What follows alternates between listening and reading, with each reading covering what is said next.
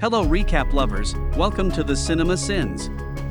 In today's video, we'll watch a 2017 Thai heist thriller film, Bad Genius.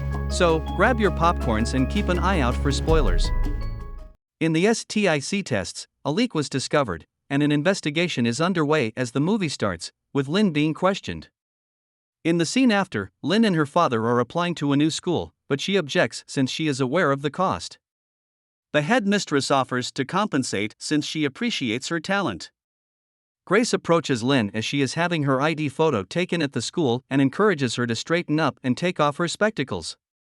They both get their photographs taken, and the scene changes.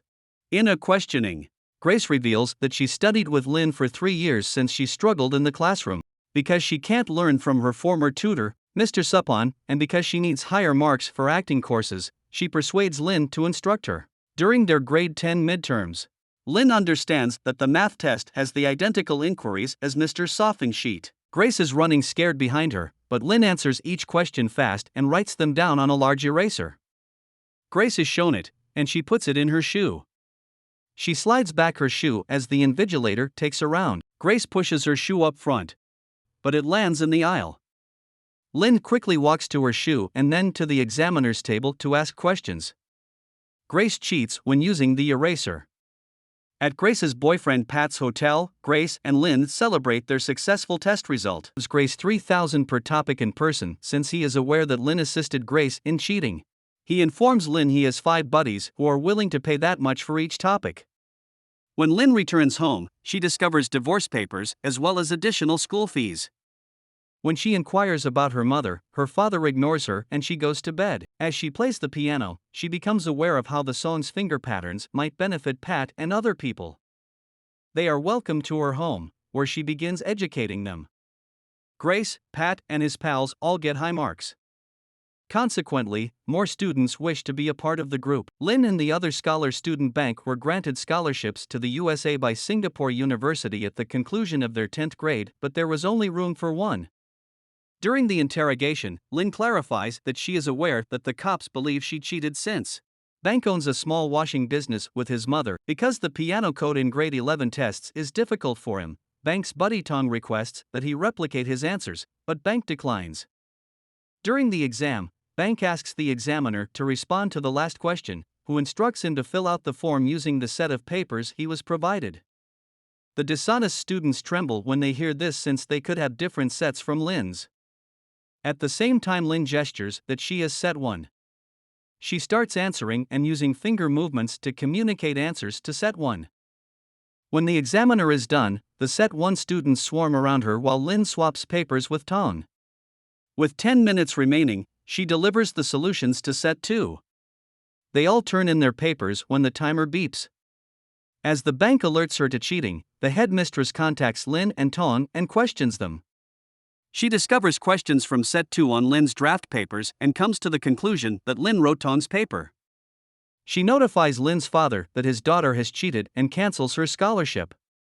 Lin laughs about it. The headmistress reprimands her.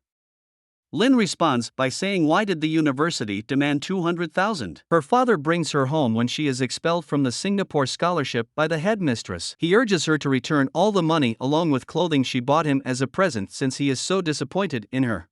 Grade 12 starts with Grace pursuing acting, and she informs Lin that Pat's parents are financing her to attend his father's college, Boston University, since they believe she has helped Pat's grades improve.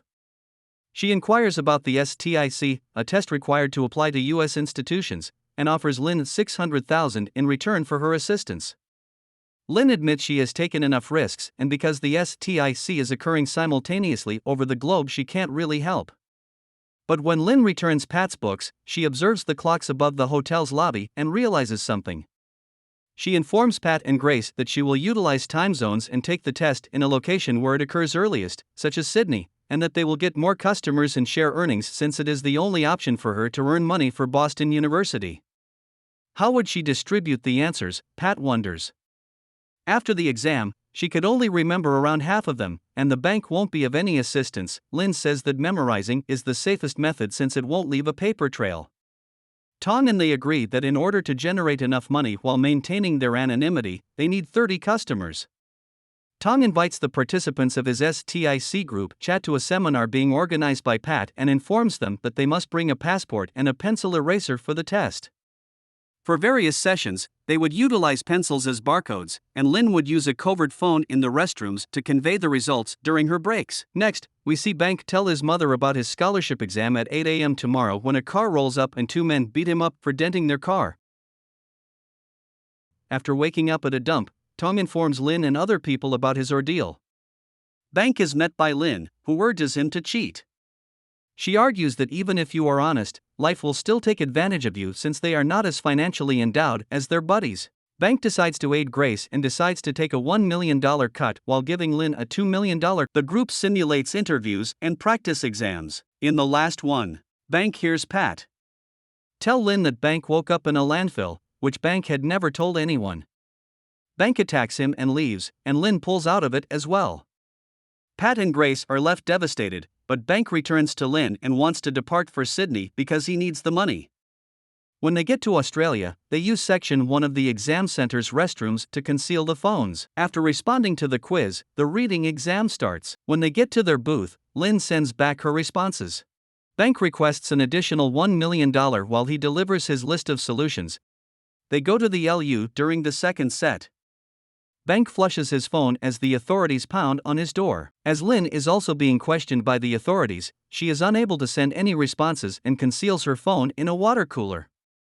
Returning to the exam room, Lynn begins to memorize the Bank's portion of the questions as well as all of the answers using her finger motions.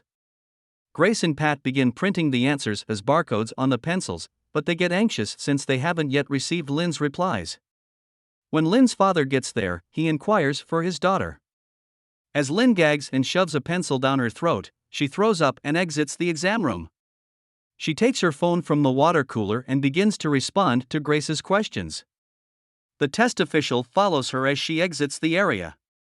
While sending Grace and Pat responses, she sprints to the metro station. Grace informed his father that Lynn and Bank were dating and that they were traveling covertly. With Tom's assistance, they swiftly print out the solutions and distribute pencil sets to each member who is waiting before they all go for their different testing locations. The official catches up to Lynn as she arrives at a metro stop but misses the metro. She drinks a lot of milk and consumes a cookie from a vending machine. She pukes again as soon as the official catches her, giving him the impression that she is ill. She places the phone in a total stranger's handbag before returning to the examination room.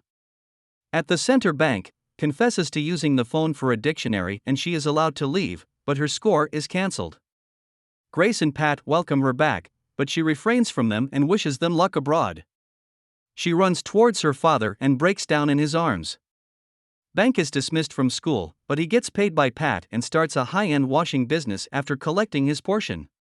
He invites Lynn and informs her that he has a flawless strategy for the GAT/PAT examinations with additional clients, and she would get a portion of $10 million. He threatens to expose her and all of her friends, but she is willing to put up with it since she is not interested and it is not worth any money. Last but not least, Lynn visits the Board of Education with his father and is shown making a statement regarding the alleged STIC issue. Thanks so much for watching. If you enjoyed today's video, please consider subscribing to our channel and let us know what topics you're most interested in so we can create more content that you'll love.